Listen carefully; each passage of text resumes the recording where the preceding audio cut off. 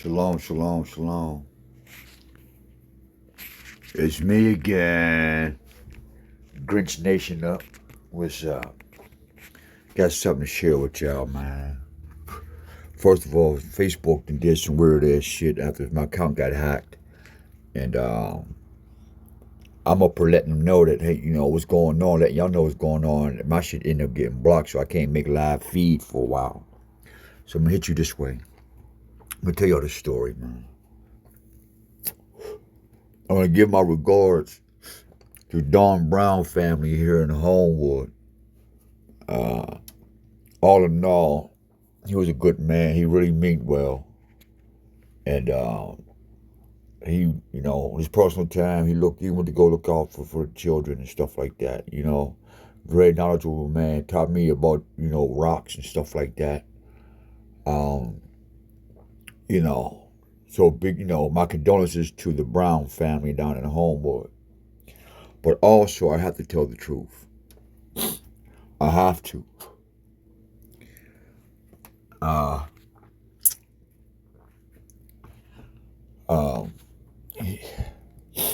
Let's just say this. When I met him, it was from him and these other guys, you know what I mean, that's in the streets or whatever. They're all their own little clique and stuff. And so they've been watching me buying, selling cars and dogs and stuff like that. And so he stopped me one day and was like, damn, man, I see you with different dogs every day, different cars, and you always busy. And I'm like, yeah. He's like, where you live at? So I live right around the corner. I just got this house, supposed to fix it and blah, blah, blah, blah. And boom. So the people that I had this house with around the corner from him, they burnt me and my mom, you know, me for 500. You know, because they're supposed to get the water on. So, you know, when they put the water on, we go ahead and do the rest of the work. Boom. I'll go ahead and rent the house out. You know, I'll rent the house off of them, whatever, you know. We'll work something out. Cool. Where I didn't fall through, they never got the water on. So I'm standing in this house with no water. And, like, literally, I had no toilet water, no nothing, man. It was cold in that house. It was colder in the house than it was outside. I got video of that. Check it out on YouTube. I got that whole experience. So I meet this girl, this young girl. I'll say her hood name, Queenie. I'm gonna say her real name. And so I talk to everybody. I talk to all the girls, and you know what I mean. I fucks with everybody. So it's cold. She looked, you know what I mean. I could see her soul. So I was like, come on, man. Because I needed some help with my crib anyway. You know, so I'm doing a lot of work by myself. I got these dogs, and so I invited her over. She stayed for a while. We got cool. Did the growing up, I think, once or twice. But I was so busy. I really didn't have no chance to really pour nothing into her. One. Two, I ain't got no water in the crib. You know, everything is messed up. The people's house that it is, that I belong to, they wasn't working with me to get the house into what it need to do because it's not my house, right? So I needed to shower. I needed to wash up. So at this time, his name is Musa. So at this time, me and him, we sort of kind of cool. You know what I mean? The other dudes that's in the area, I'm not gonna mention any names or you know what they do. Just gonna, you know, you're gonna have to use your imagination. I didn't tell you shit.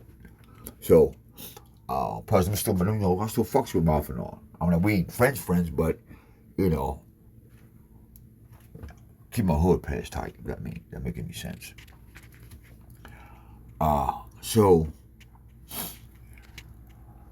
I asked her to come with me one day. You know, go down to his crib, and we can go over there, make some go get a shower. Or take a shower. So I'm like, all right, cool. Well, little did I know, but he or she never told me they knew each other. Yeah, that part. Everybody played like they didn't know each other, but I know everybody in the city, so I already knew who knew who. I already knew whose cousins who, whose daughters who. I already know because I got a hood pass. And folks don't know how valid my hood pass is and how deep my hood pass go. I lived all over the city, all over the neighborhoods in this city. But people don't know that, right?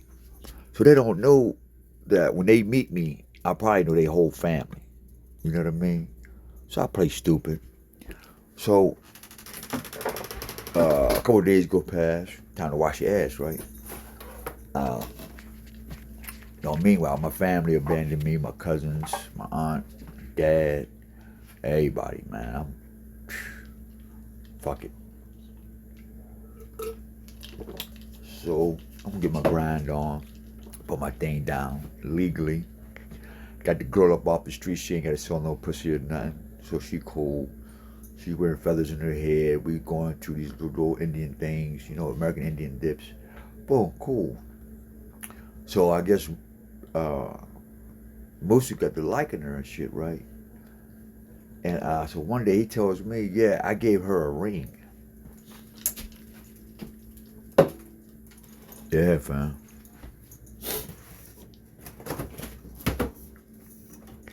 He gave her a ring.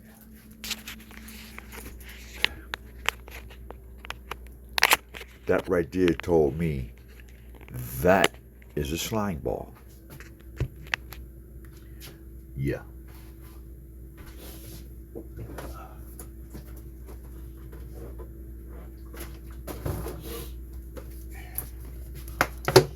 That's what it tells me.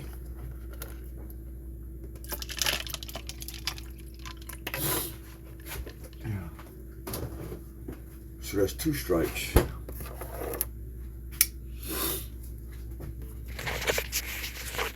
You heard? That's 2 strikes.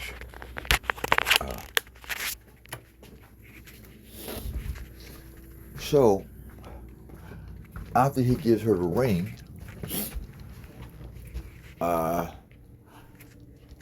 he forgets that I wasn't supposed to know about it. So months later, after she runs off with another guy, like I said, she's not my girlfriend. No, get off the streets for a minute. If you stay, you stay. You go, you go. More likely, shit, because we wasn't having sex or nothing like that. It wasn't nothing all like that. People might have thought it was, but I leave them to their own stupid demise and devices. So at this time, he tells me, yeah, man, I done gave Aquarius the ring, and I should have never gave it to her, man. I feel stupid. Meanwhile, in my head, I'm like, if I introduced you to her as a friend and as a helpmate right now, why would you give her a ring and you don't even know her? But I already knew that he knew her before. You know what I'm saying? But meanwhile, that information is just resting on my shoulder like a little parrot. And I leave it there. Pittsburgh Pirate thing, you know what I mean? So anyway, so that door closed. So she runs off with another nigga. I stopped fucking with him for a while because I'm feeling the tension. I'm feeling all the backbiting and the deception, like my family and the guys that live on his block, and natural nigga shit. Nothing to be mad about or happy about, just the shit that comes with the black African American community mind state on how to do each other, no matter what's the cost. They call it the kings of the back door.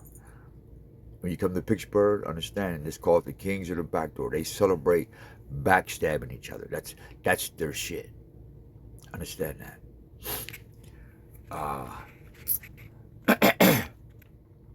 So what happens next? I remember. Yeah. So me and him ain't speaking no more, man. Cause when the people took the house back, I ain't had nowhere to go. And it's cold as hell outside, y'all. And by this time, me and him supposed to be real close like this. And on his manhood, 90% right, but brotherhood, that 10% was real weak. It was spongy, man. It wasn't solid. It was spongy, man. Nonetheless, you could absorb, do something with it, but it wasn't. You couldn't build a foundation on it. And so I walked with him like that. So at least he'd been watching me for so long. For him to introduce himself to me, I'd figure, um, once every 2 days, somebody can come in, sit in the kitchen or whatever for a couple of hours, warm up, or you know what I mean, try to put some things together for that day or something. And he was like, nah, but then turn around and offer the chick that I picked up a, a month prior to that meeting, him, or a month and a half prior to him. He says she can stay. So I said, well, this is some pussy ass nigga shit. But hey, nigga want to have pussy instead of a brother. So all right, well, that's what it is. Uh, she went off my sweat. I kept it pushing. So she ended up bouncing from man to man, dope boy to dope boy and shit. And I'm like, oh, well, all right. Like my thing, I met you on the streets. And that's where it's going to end. How I meet you is how it's going to end. Period. Story's over already. Everything in between is a given. Uh, so now after that, boom, he finds out that all my prophecies and the stuff I've been telling him, when we were talking, come to pass. He's seeing certain things about me that, he's finding out from other people. So that's how I know how the neighborhood think about me, because he's surprised by interacting with me. Like, when somebody's surprised about being with you, they'll start turning their head, their body language. They'll be like this, or the phone will start ringing, or they'll be busy all of a sudden. Their concentration becomes short, and that's by choice, though, right? So I'm like, all right, all right, all right. So I see what this is hitting for. I read that, but nonetheless, I'm in survival mode. All my spiritual senses is up. All war machines uh, are attended. All battleships are manned up. Whatever come out, we ready. So, um, unless we cool, then me and certain other guys around the neighborhoods are getting cool. Because some of them starts really seeing start seeing what I'm going through. Uh, so they, this here is cool. So between that and what happened today, about 4 or 5 people got murdered at the corner of the store uh, on Brushton in Frankstown. I mean, not Brushton, Frankstown. Uh, fuck his name in the crossway. Place is called was called Denise and Earls. Not Denise and Earls. Fuck. What's the name of this corner store, man? Everybody be at. Anyway, for some reason at this corner store, this judgment goes at this corner. There's 2 corners here in Pittsburgh, at least in Homewood, on the east side. There's 2 corners that you will get judged at. That's Frankstown and Brushton, and Frankstown and the other street. I can't remember what the hell that street is, man. North Homewood. Yeah. Uh, so many people have died on that corner, man. So, moving forward, me and Musa meet up again. We're talking again. Uh, and, he's giving me my flowers and da da da. Oh, but mind you, I didn't tell you. He almost died, right? Check this out. Me and the girl, Queenie, right? We over his crib. Cause like I said, we go to take a shower. I go to take a shower. You go and have some, coffee or something in the morning, something like that. You know what I mean? Cause I work. You know what I mean? I literally I really go to work for myself. I mean, I don't get up to go sell drugs or nothing like that. And this is where people I earned my respect and trust with a lot of people around. I went to work. I didn't sit around, wake up, go to sell drugs. So uh, I had a little more trust in other people. So that made other niggas jealous too. So you have that to add to the factor. Um, that's in the microcosm of this shit. When you go to that, so he, uh, uh, uh, uh, trying to make sure I got this right. So he befriended me this time. You know what I mean? I'm doing a little better. He see me with different things on. He'd call me once in a while, but he would never hardly ever call me for real, for real. You know what I mean? He'd call me maybe once a month, 2 months. You know what I mean? Let me know, yeah, all right. So, yeah, big homie checking in. I said, yeah, big homie checking in. And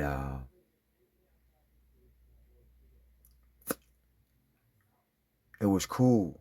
You know what I mean? Because I ain't upset about no street girl. You know what I mean? And he ain't fall in love with her. And if he did, whatever, he ain't told nobody. You know what I mean? Because he's a man too, like everybody else. Like me too. He's a man too. We all do our thing. Don't necessarily mean it's a flaw. Just because I don't do it means it's a flaw. So, so he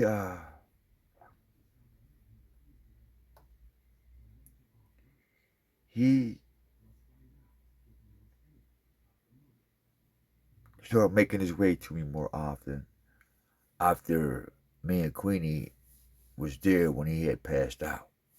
He, Something had happened with him and he just passed out. Um, and so me and her was there. And so I was there to talk to him. And he said he heard my voice. He was in a deep, deep sleep coma type thing, practically dead. And he was like, he heard my voice. And that's what brought him back to life as the Most High bear witness. When he was alive, he told me, anyway, he told my mom.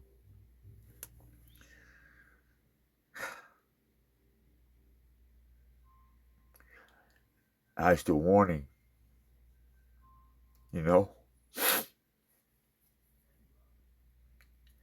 I used to warn him about energies and stay out that magic and out that Pan African shit. You know what I mean? And then he's cursing the Most High. Yeah, but God, Yahweh, this ain't that. Salami and bacon. And when I say Yallah, I mean this is the side that y'all, folks didn't know about it. Yeah, on that side of the world, yeah, he's a awesome person. But on the other side, when it came to the correction and the language and the spiritual change, he was defiant. And this is where me and him could never be real friends.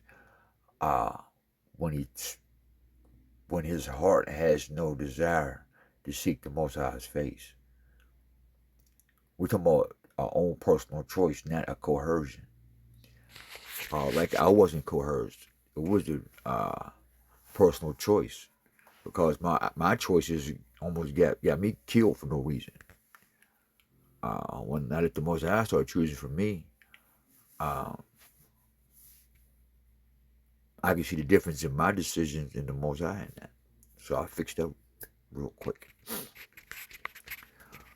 But we would have conversations about spiritual things. He would ask me about my spiritual gifts and things of that nature. Then he used to call me his village son and things of that nature. But I remember what he did to me about the girl. You know what I mean? Because he never apologized or not like that, and wasn't looking for nothing. But if you're going to be a man, you just say, hey, look, man, you know, blah, blah, blah. Hope you don't hold nothing against me, man. That was then, you know. And 9 times out of 10, I'm like, you know what? Because it wasn't my woman anyway, you know. I kind of expected it. Then I'd have broke the ice and we'd have kept on going. But he rode with that. And it wasn't my car to get into or argue about, right? So,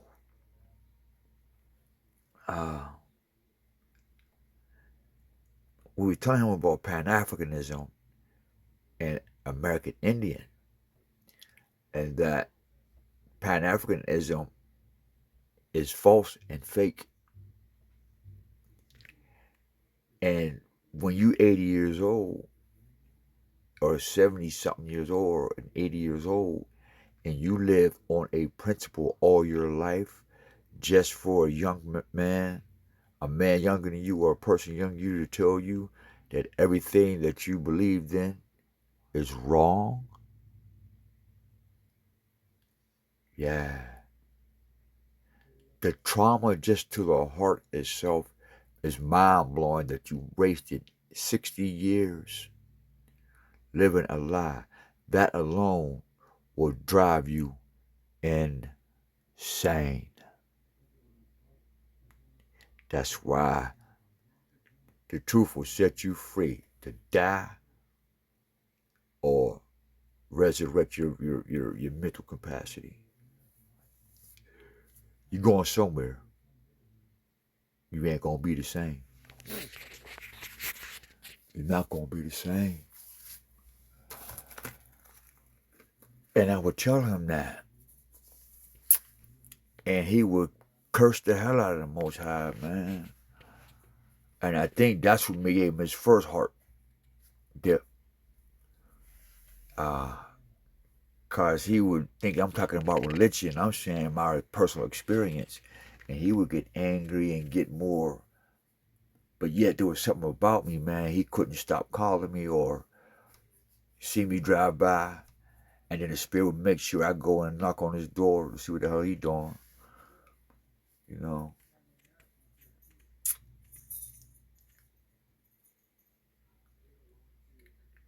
But then all of a sudden, he started calling me every day. Every other day. What's up, Village Son? What's up, OG? Just checking in on you, man. See what you doing. Yeah, I ain't doing nothing, studying. What you doing, man? Oh, I'm over here at the corner store, man. Get me my liquid crack, which is just coffee. You know? And which was kind of funny to me how he would associate coffee and crack together. He had never talked like that before. So that right there, I knew something was going on. And no, I'm not insinuating anything other than what I just said.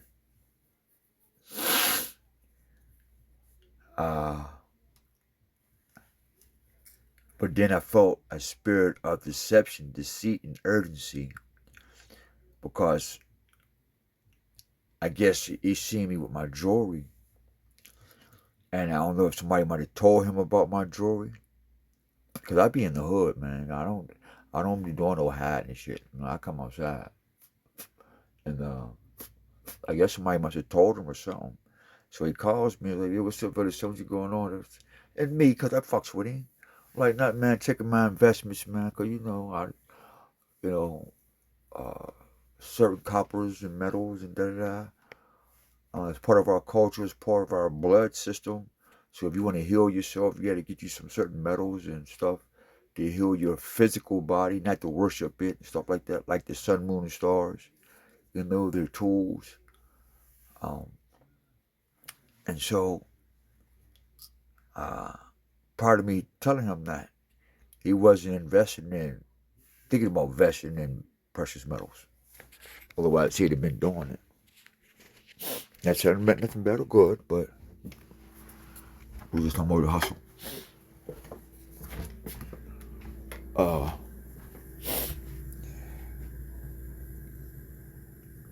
So he called.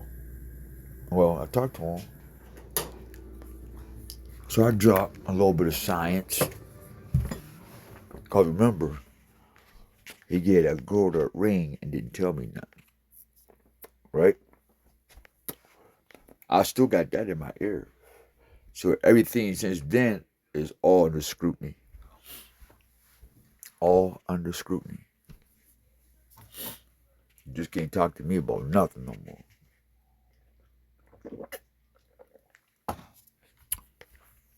And because I don't let other people's scams and shit affect me, you know, I sit around for the show. I be having excuse me, I be having my spiritual popcorn. Yes, I do. I have spiritual popcorn.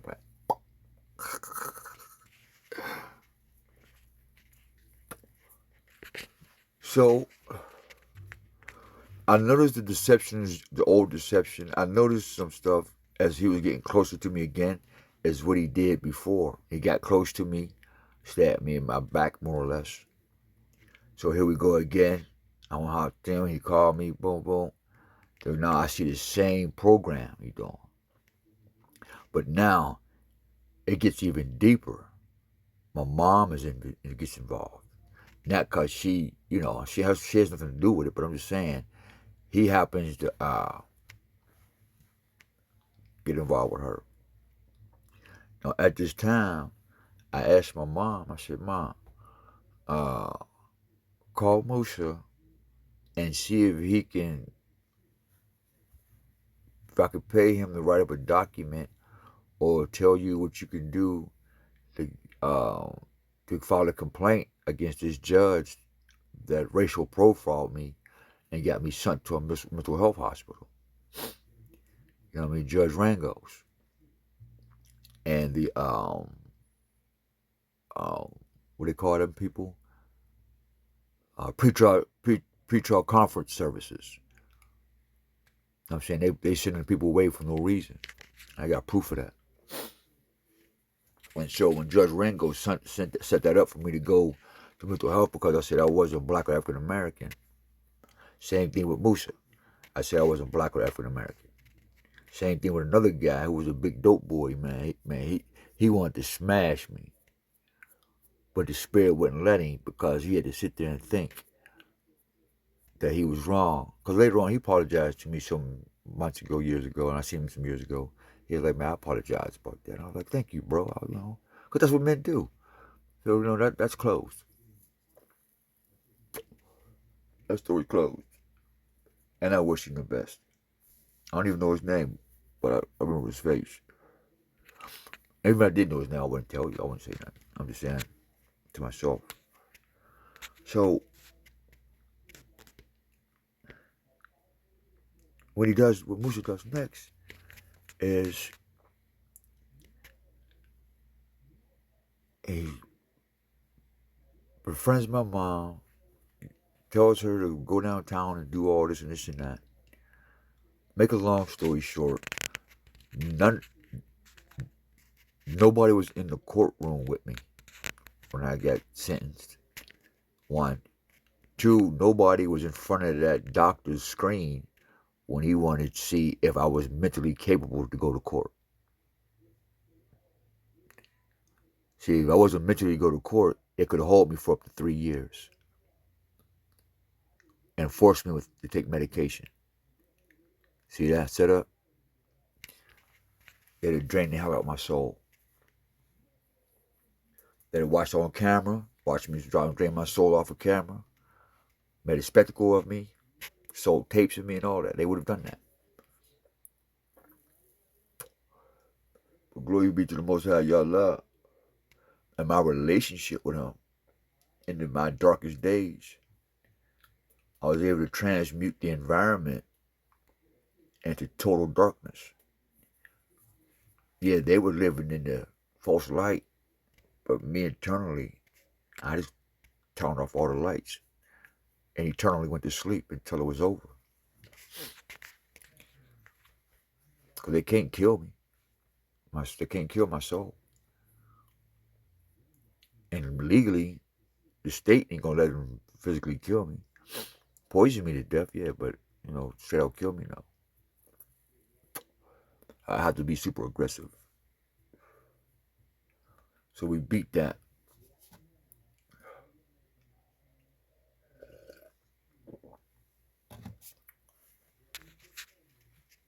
So moving forward,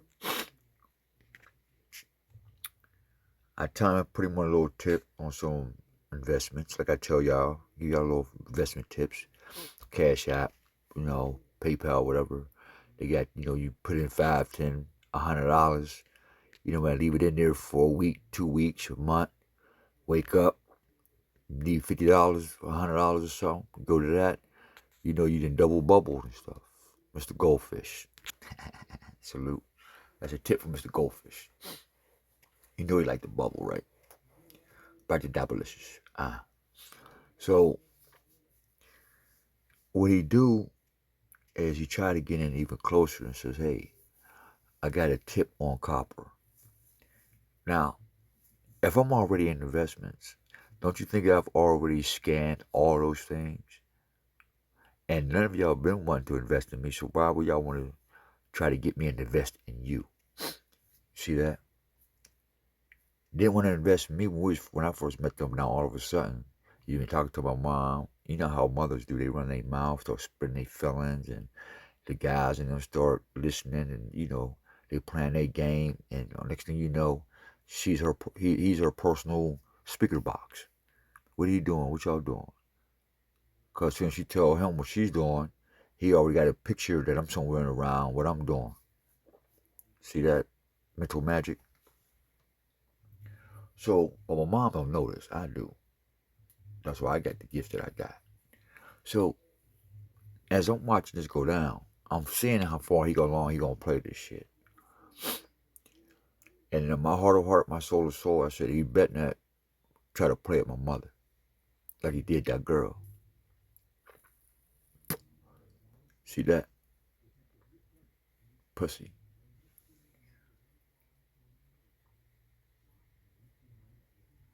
Pussy. So now, after that, he getting too friendly. So what I asked him, right, I had to remind him of something. But I put it in a different story as if it was right now. Because remember, he wouldn't let me put my stuff in his crib when I let one lady took the house back after I got half the work, got some work done to it and clean it up. He told me no. I never forgot that. Wasn't right or wrong, bad or good, but those are the ones that stick. The ones you go, all right, yeah, you gotta let them ones stick. Not the all fuck you ones. Oh, thank you. No, don't let them stick. The one is it's the, oh, okay. Let them stick in your head all the time. Mental note. Don't ever forget that, man. Because I know you're going to watch this as soon as I push this button. So, that's just a mental note, y'all. Moving forward, and this is just recent. I gave y'all the backstory, 1 box, 2 box. This is the 3rd box. So, this month, this past, let's say 2 months, I and my mom were really close. I'm asking my mom to be careful. She's getting an attitude with me because now she's being a friend to my spiritual enemy. She don't know the depth and the notes that I've taken on this man's character when nobody else is looking. What I get from him when it's just me and him, and you know what I mean, and certain people that other people don't. Just anyway. So I'm watching my mom being sucked into this. I said, Mom, there's a nasty spirit around you, because things are starting to happen around the house and stuff like that. You're being more angry. Things are going on with you, man. She passed it off. Oh, you know, you're talking about, you don't want me to be his friend, and da da da. I'm grown, and I knew him before you was born, and da da da da, and da da da. Okay. Now, mind you, my mom, 80 years old, so she got that 80-year-old just like he do, that 80-year-old mentality. Okay, we'll see how that works. Ma, warning. So, 3 weeks ago, I told him, I said, Musa, I called him, I said, Musa, I got a question for you, man. He said, what's up, village son? I said, if I got something happened today or tomorrow, and I had to put my tools that I just bought for my small company, would you allow me to put it in your house until I was able to, excuse me, so I can, so when I need to eat, I can come get them? I'm gonna be homeless. He said no. I said okay. I asked him again 2 times. I said, Musa, I said, you mean to tell me if something happened out of my control and I need you to hold my tools under your porch or in your basement, and I call you and say, hey, I need to come get them so I can go, work and make some money to eat, would you hold them? He said no. I said, Musa, 3rd time. I said, so you mean to tell me that you would not hold my tools for me so I can feed myself? He said, no, I would not let you put your stuff here, not today, tomorrow, next week, next year, not never. That closed the door. All that from day one when I met him and saving his life then, and all the energy I put into him and the love that I poured into him, even though I knew he was doing what he was doing to me, but I still just let him know that, look, man, I'm a man like you. This material shit, these bitches don't bother me, man. We either gonna keep it 100 with each other, man, and move on and be men, or God gonna handle this. And so he started talking to, his Pan-African and Islamic and bacon and disrespecting the name of the Most High. And I'm like, all right, man. So I called him 3 days after that. And I asked him again. And he said, yeah, I meant that, man. I said, all right. So 2 weeks ago, I said, Mom, don't speak my name to that man. Because he told me that if something had ever fallen out from under my feet without my, out of my hands, he would not hold my tools so I could feed myself.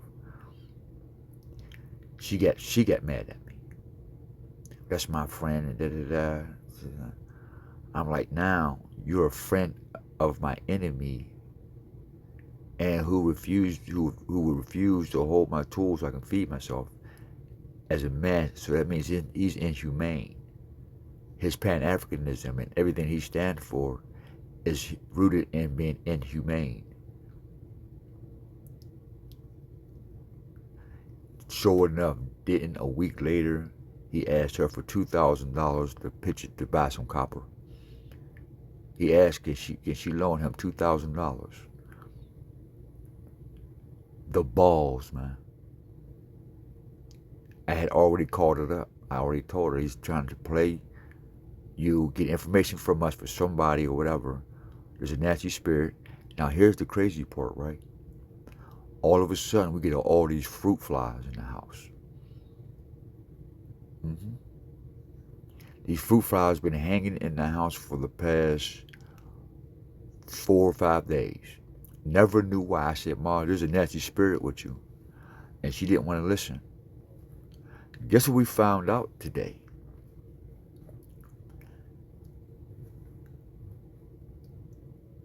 Something struck him in his heart. He fell on his face and died. Broad daylight in front of everybody. And Omar wasn't there to say, Musa, come back. Wasn't nobody there to get in his ear and say, come on back, bro. He died. Bow! Can you picture that, man? Can you picture you walking and just, pow?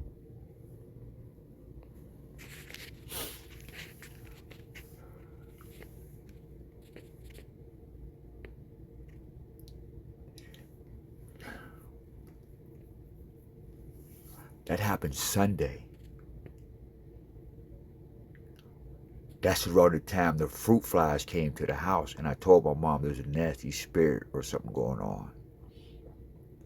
And she came in today, and she was like, Musa's dead. I was like, what?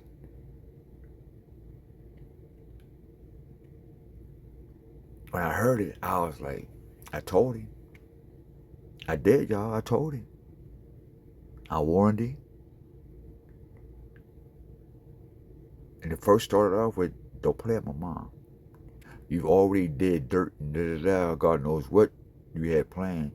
Not to mention, you knew my dad, and then you trying to justify what my dad had done. So obviously my dad know you, and you know him, and y'all know people, you know what I mean? So all y'all was in cahoots and watch me sleep on these streets and suffer because you just said you wouldn't hold my tools if I needed you to so I can feed myself. So somebody's paying you to watch me suffer. Somebody's paying you or somebody's doing something to put the spell over my mom to argue with me so they can put me in jail and probably put me back in that mental health thing. Yeah, dumbass plans like that. That's why I got this book dragging on the screen and this compass and the sun right there and the mountains. I stay on top of shit, nigga.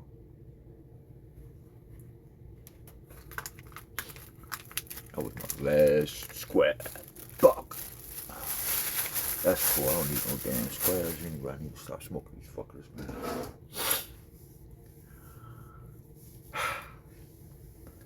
Then on top of that, woke up yesterday.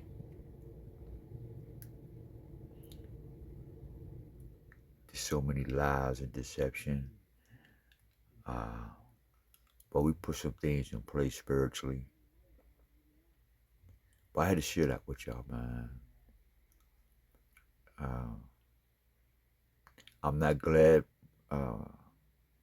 Musa's gone. I'm not happy about it, not no bit. In fact, I was thinking about him for the past 2 days, man. I was gonna call him just to fuck with him. You know what I mean? That's what love do. Yeah, I don't like you, but that don't mean I hate you. You know what I mean? You know, just because you don't like a motherfucker don't mean you ain't just gonna say, go on and fuck with him. Say, what you fuck you doing? And then hang up. You know, because sometimes the voice and the rhythm of the heart, you know, we call that unconditional love right there. You know what I mean? That's how you express unconditional love, man. Just because I don't like you and stuff don't mean I have to wish you ill will. Now, if you wish me ill will, then maybe that's what happens to people who wishes a lot of people ill will, who keep that hate on their heart, who keep stuff on their heart, man. You get that clutch, ugh, and you out.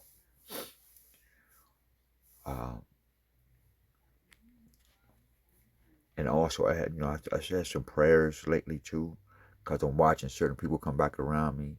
Like my one cousin, man, he's always popping around.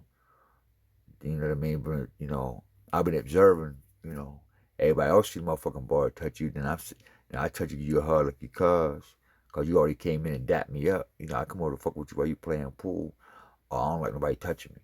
The fuck you mean, nigga? Nobody touching you like nothing. I was seeing you at the shoulder like, don't look at me no more. Next time you come to the club or the bar or lounge, you see me, don't say what's up, cuz. Don't come over to me. I'm gonna tell you, don't touch me. Shit like that. Little kid games. Don't touch me. We ain't all that cool anyway. Don't wish you no good or bad, but call a spade a spade. But it's your kinfolk Hosea Omar, man, giving you some of the Swiggle World gaming stuff. Get the swiggle, man. If you don't swiggle, man, you'll be stuck in the middle. Till next time, salute. We out.